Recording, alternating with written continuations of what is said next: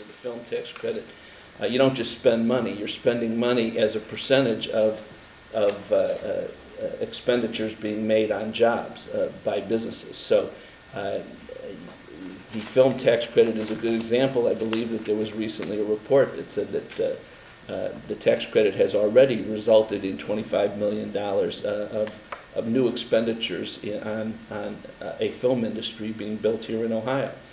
So I believe that the approaches we've been taking to job creation initiatives are positive and work, and I think that the best example is the Third Frontier that we've been talking about.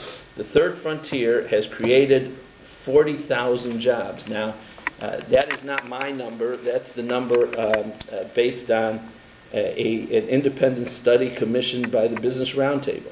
And the fact of the matter is that those jobs are people. Those are not just numbers.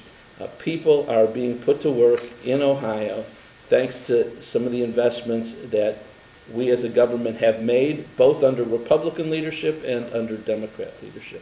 Speaker, on Third Frontier, the Senate President has said that he either would like to see it at $500 million, or if it has to be $1 billion, he said it should probably be stretched out longer, maybe 7 years.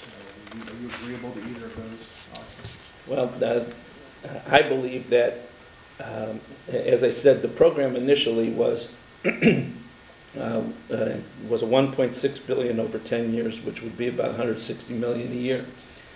Making it $1 billion over 5 years is not a significant increase, and I think it's fully warranted in light of the fact that the program has been so successful. I mean, here we have a track record.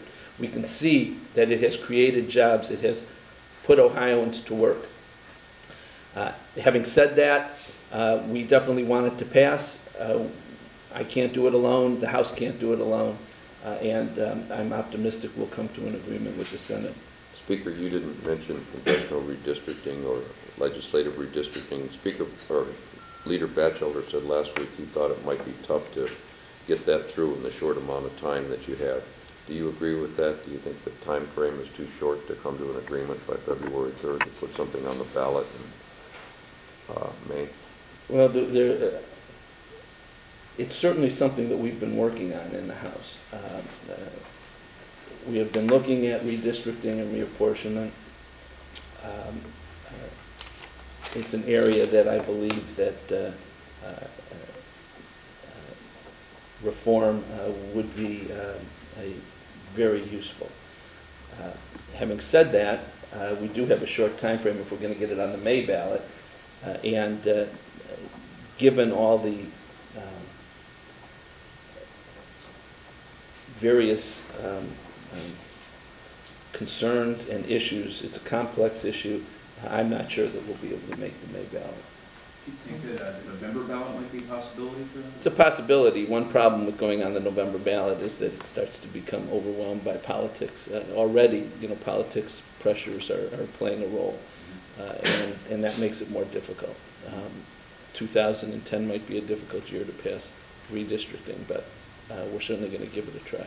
Mr. Speaker, the tax cut delay was part of the budget fix, and supposedly it's for 2 years, the delay, but there are a lot of skeptics out there that it will be delayed only 2 years. Can you promise Ohioans right now that in 2011 they will indeed get the tax cut?